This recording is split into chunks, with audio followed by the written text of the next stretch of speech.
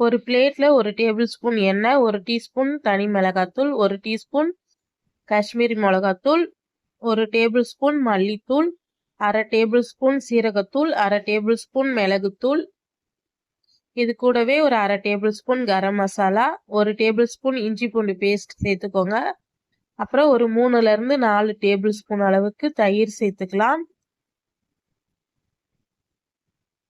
சேர்த்துட்டு இதுக்கு தேவையான அளவு உப்பு, அப்புறம் ஒரு 1/2 லெமன் பிழிஞ்சு விட்டுக்கோங்க.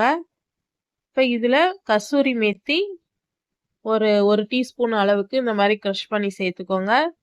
சேர்த்துட்டு இது எல்லாத்தையும் நம்ம நல்லா மிக்ஸ் பண்ணி எடுத்துக்கலாம்.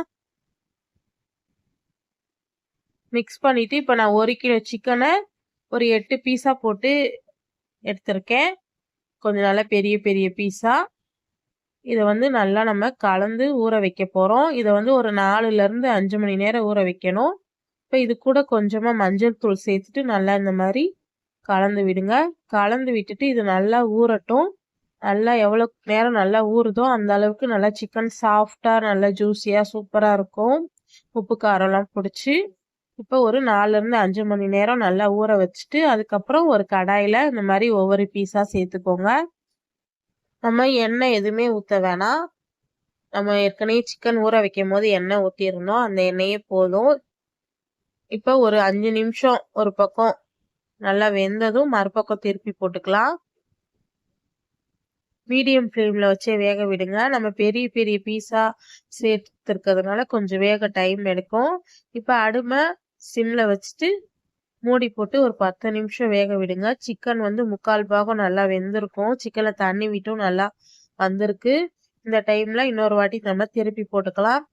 திருப்பி போட்டுட்டு இந்த தண்ணியெல்லாம் நல்லா வத்தி வரணும். வத்தி வந்ததும் நம்ம எடுத்து இதை வந்து சுட்டு எடுத்துக்க போறோம்.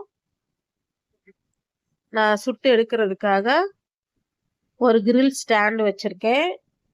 அதுல வந்து இந்த மாதிரி நம்ம ஒவ்வொன்றா அடுக்கிக்கலாம். அடுக்கிட்டு அடுப்பை நல்லா ஃபுல் சிம்மில் வச்சுட்டு இதை வந்து ஒரு நிமிஷத்துக்கு அப்படியே ஒரு பக்கம் நல்லா சுட்டு எடுங்க இந்த சிக்கனை.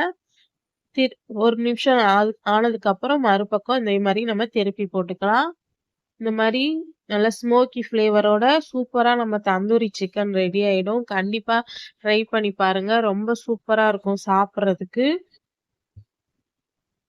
நான் வந்து நல்லா ஒரு 4ல இருந்து 5 மணி நேரம் ஊற வச்சு செஞ்சேன். ரொம்பவே சூப்பரா இருந்துச்சு. கண்டிப்பா ட்ரை பண்ணிட்டு எப்படி இருந்ததுன்னு சொல்லுங்க.